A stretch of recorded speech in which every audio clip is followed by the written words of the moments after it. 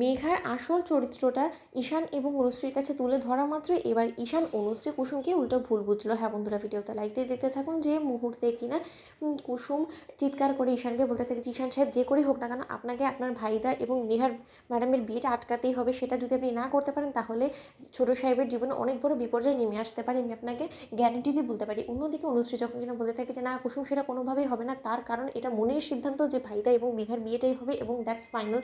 এবং এই সিদ্ধান্তে ব্যাঘাত ঘটানোর তুমি কে বলো তো কুসুম? তুমি ভুলে যাও না যে তুমি এ বাড়িতে সামান্য একটা সার্ভেন্ট ছাড়া কোনো কিছু নেই। আমি বলছি না যে তোমাকে যে আমি তোমার জায়গাটা বুঝিয়ে দেওয়ার জন্য এই সমস্ত কথা বলছি, কিন্তু তার সত্ত্বেও তুমি কিন্তু নিজের লিমিটটা ভুলে যাও কুসুম। এবং আমি বেশ ভালো করে বুঝতে পারছি ঈশান যে ও কেন এই সমস্ত কথাগুলো বলছে। ও রীতিমতো মেঘার চরিত্রটাকে তোমার চোখের সামনে খারাপ দেখিয়ে জানে ও খুব ভালো করে যে তুমি ভাইদের জন্য কতটা কনসার্ন, এবং এই সমস্ত কিছু সন্দেহ তোমার মনে জাগান দিয়ে ও রীতিমতো ওদের বিয়েটা ভেঙে দিতে চাইছে। তার কারণ কুসুমের মনে একটা দুর্বলতার সৃষ্টি হয়ে যায় ভাইটাকে নিয়ে, এবং কুসুম মনে মনে ভাইটাকে ভালোবাসে। সেটা তুমি যতই আমার চোখে তুলে দেওয়ার চেষ্টা করো না কেন কুসুম, আমার চোখে তুমি ধরা পড়ে গিয়েছো। কিন্তু কুসুম তোমাকে এই জিনিসটা মাথায় রাখতে হবে যে তুমি মালিক পক্ষের ছেলেকে কোনো মতে বিয়ে করতে পারো না, সেই স্বপ্ন দেখাটাও তোমার জন্য পাপ।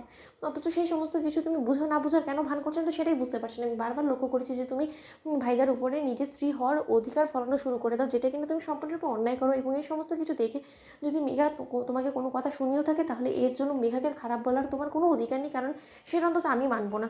ঠিক সেই মুহূর্তে যখন কিনা কুসুম বলতে থাকে যে অনুশ্রী তুমি আমাকে ভুল বুঝছো, ঠিক সেই মুহূর্তে ঈশান যখন বলতে থাকে যে জাদুঘর আমি বুঝতে পারছি যে তুমি এই সমস্ত কথা কেন বলছো, ঠিক সেই মুহূর্তে যখন কিনা কুসুম বলতে থাকে যে ঠিক আছে আমি যদি তোমাদেরকে প্রমাণ দিই তাহলে তো তোমরা বিশ্বাস করবে, তাহলে এক্ষুনি আমার সঙ্গে চলো। অন্যদিকে যখন কিনা একটা ডিস্কে গিয়ে সেখানে যখন কিনা মেঘাকে সেই অসতোষ প্রামাণিকের সঙ্গে ড্রিঙ্ক করতে দেখে ফেলে ঈশান অনুশ্রী, এবং যখন কিনা কুসুম বলতে থাকে যে দেখো ওদিকে অসতোষ প্রামাণিক যেই কিনা দেবীমার চরমতম শত্রু, তার সঙ্গে রীতিমতো আনন্দে মেতে উঠেছে মেঘা ম্যাডাম, এবং তাতেই সে থেমে যায়নি। সে রীতিমতো দেবলীনা ম্যাডামের বোন, এবং সেই দেবলীনা ম্যাডামের হয়ে প্রতিশোধ নেওয়ার জন্য এই বাড়িতে ঢুকেছে, এবং সেটারও প্রমাণ আমার কাছে আছে।